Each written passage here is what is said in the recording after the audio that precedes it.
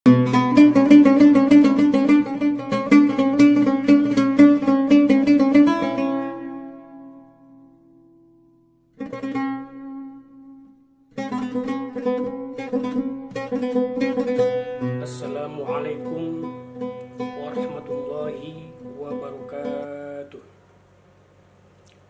Alhamdulillahilladzi khalaqal insana fi ahsani taqwim wa alamahul bayan, wassalatu wassalamu ala rasulillah wa ala alihi wa sahbihi ajma'in, amma ba'du.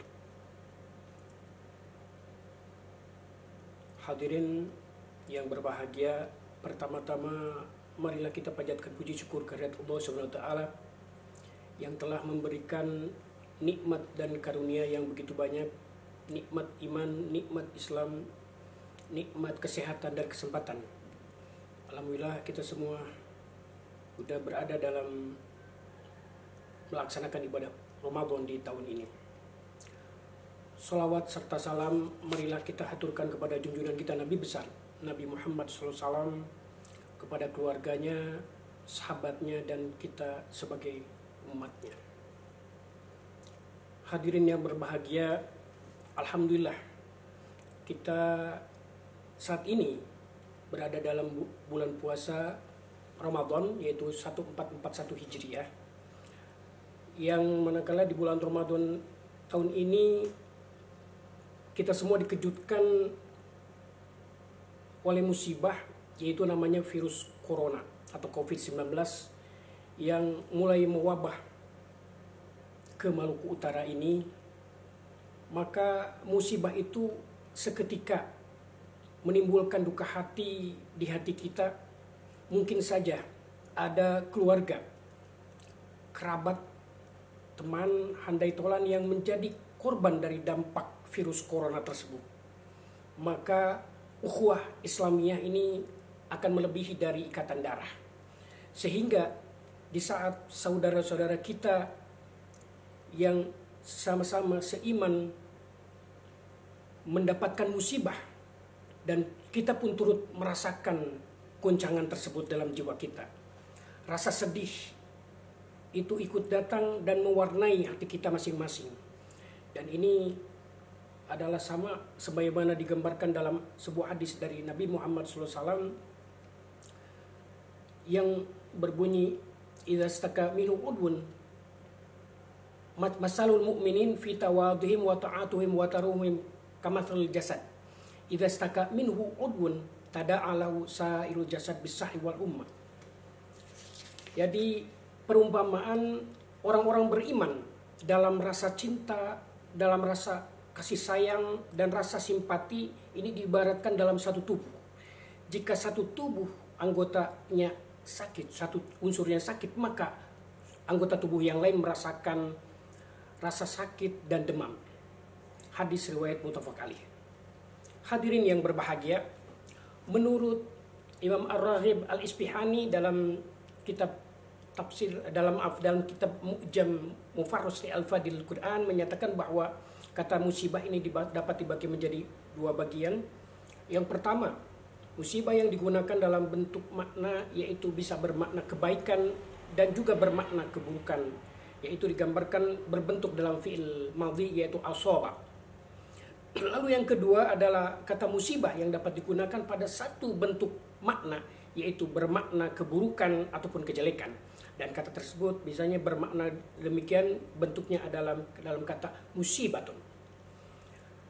Hadirin yang berbahagia, entah untuk kesekian kali bencana musibah menimpa kita semua. Bencana dan musibah yang menimpa kita semua datang silih berganti. Lalu bagaimana kita semua menyikapi atas datangnya musibah tersebut? Yang pertama adalah menyadari bahwa segalanya itu adalah dari atau milik Allah dan akan kembali kepada Allah. Inilah paradigma dasar yang membawa kita kepada sikap sabar. Jadi kalau kita ditakdirkan menghadapi sebuah bencana, maka sebagai seorang muslim kita harus menyadari atas bencana tersebut dan bersikap sabar. ini sebagaimana digambarkan dalam Al-Quran, wala nabluwannakum bisyai'in minal khaufi wal ju'i wa naqsin minal amwali wal anfusi wath thamarat wa basyiris sabirin alladzina idza asabathum musibah qalu inna lillahi wa inna ilaihi raji'un. Dan sungguh akan kami berikan cobaan kepadamu dengan sedikit ketakutan, kelaparan, kekurangan harta dan jiwa dan buah-buahan, dan berikanlah kabar gembira kepada orang-orang yang sabar, yaitu orang-orang yang apabila ditimpa musibah mereka mengucapkan inna lillahi wa inna ilaihi raji'un. Sesungguhnya kami adalah kepunyaan Allah dan sesungguhnya kami akan kembali kepada Allah. Dalam tafsir Fi Dilalil Quran, Syekh Said Qutb menyatakan bahwa kesadaran yang harus kita miliki bahwa kita ini adalah milik Allah, bahwa kita semua dan segala sesuatu yang ada pada diri kita, eksistensi kita adalah kepunyaan Allah dan kepadanya kita kembali dan menghadapi setiap perkara dan cobaan, maka kita harus pasrah, menyerah secara mutlak. Hadirin yang berbahagia, lalu jalan yang kedua untuk menghadapinya adalah sabar untuk menghadapi musibah tersebut. Sabar ini adalah suatu pekerjaan yang sangat berat yang sangat berat dilakukan. Namun yang paling berat adalah pada goncangan pertama. Jadi ketika musibah pada goncangan pertama, yaitu seperti seseorang hidup biasanya dalam kenikmatan, dalam kelezatan duniawi, lalu dicabut kenikmatan tersebut seketika oleh Allah, maka banyak orang yang panik. Banyak orang yang terguncang dan spontan bahwa dia berkeluh kesah menggambarkan betapa dia belum siap menerima dari musibah tersebut. Bila seseorang kaya, tetapi selanjutnya pada goncangan dia jatuh miskin, maka itulah yang paling berat dari dirinya. Seseorang biasa menikmati rumah yang mewah, harta yang berlimpah ruah, yang disukai dan dibanggakannya. Namun tiba-tiba ada gempa, ada tsunami, ada corona yang bisa membumi hanguskan, menghancurkan semua. Maka di saat itulah kesabaran perlu dimilikinya. Apakah dia bisa memiliki kesabaran itu atau tidak? Hadirin yang berbahagia, lalu yang ketiga adalah melakukan introspeksi atau muhasabah. Bencana yang menimpa seorang muslim bisa jadi adalah sebuah ujian. Bisa jadi adalah sebuah teguran atas kesalahan yang diperbuatnya. Jika bencana itu merupakan ujian, maka beruntunglah ia dan masyarakat tersebut. Sebab semakin besar ujian, maka semakin besar pahalanya. Dan sabar dan ridho itu adalah merupakan pilihan yang terbaik. Lalu jika musibah menimpa kepada hari-hari kita, mungkin saja itu akibat kesalahan atau dosa-dosa dari kita, maka jalan yang terbaik adalah melakukan introspeksi atau muhasabah, lalu bertaubat dan melakukan perbaikan dengan secepat-cepatnya. Hadirin yang berbahagia, lalu yang keempat adalah bangkit kembali.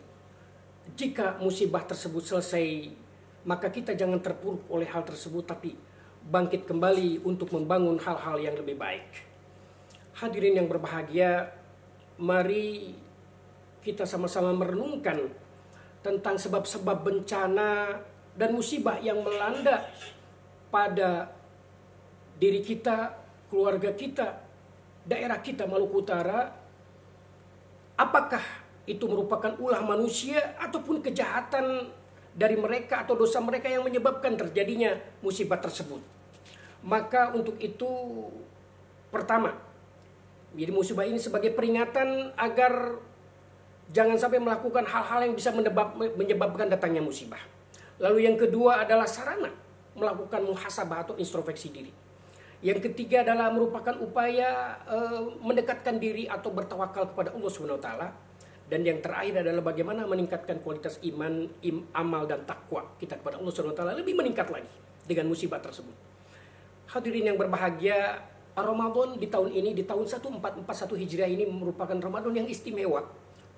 Kenapa disebutkan istimewa? Karena ditakdirkan kita menghadapi dua ujian sekaligus, yakni ujian puasa Ramadan sebulan penuh dan juga ujian dari wabah virus corona yang saat ini berdampak kepada semua aspek kehidupan, seperti aspek ekonomi, aspek pendidikan, aspek kesehatan, dan aspek yang lainnya. Rasanya tidak ada solusi yang paling baik dalam menghadapi keadaan ini adalah solusinya adalah kesabaran.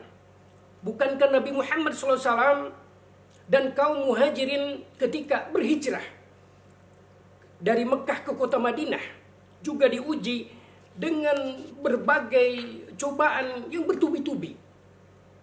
Mulai dari rasa kekhawatiran, ketakutan, kelaparan, kekurangan harta, lalu nyawa. Namun semua ujian itu dikembalikan kepada Allah Subhanahu wa taala, dan akhirnya berkat kesabaran dari baginda Nabi Muhammad SAW bersama sahabatnya di Madinah itu akhirnya hidup dalam ketenangan, kesejahteraan, dan keharmonisan. Pengalaman sejarah tersebut patut dijadikan sebuah maroji atau referensi untuk contoh torang atau kita saat ini. Wabah corona dan puasa yang sekaligus ini harus kita sikapi dengan sabar dan bijak. Sebab kalau tidak, seringkali mungkin di saat perut kita terasa lapar, ada rasa khawatir, rasa panik, ketakutan, ini terhadap uang, terhadap apa, maka ini rasa sensitivitas atau esensi personal ini terkadang baper atau terbawa perasaan. Bahkan emosi keagamaan bisa muncul akibat dari rasa kepanikan atau rasa kelaparan tersebut, bisa saja menimbulkan konflik yang dapat merusak hal-hal yang maslahatul amah. Maka seharusnya kita semua menerapkan prinsip saling asah, saling asih, dan saling asuh. Hadirin yang berbahagia, demikianlah ceramah yang disampaikan pada saat ini. Mudah-mudahan kita semua diberikan kesabaran dalam menghadapi musibah corona, terutama pada bulan Ramadan 1444 Hijriah. Mudah-mudahan virus corona ini segera selesai dan reda. Mudah-mudahan kita juga bisa mendapatkan yang terbaik. Insya Allah Ramadan kali ini menjadikan Ramadan yang paling istimewa, yang insya Allah kita semua pahala Ramadannya diterima di sisi Allah Subhanahu wa taala. Ditutup dengan wallahu muwaffiq ila aqwamit thoriq. Wassalamualaikum warahmatullahi wabarakatuh.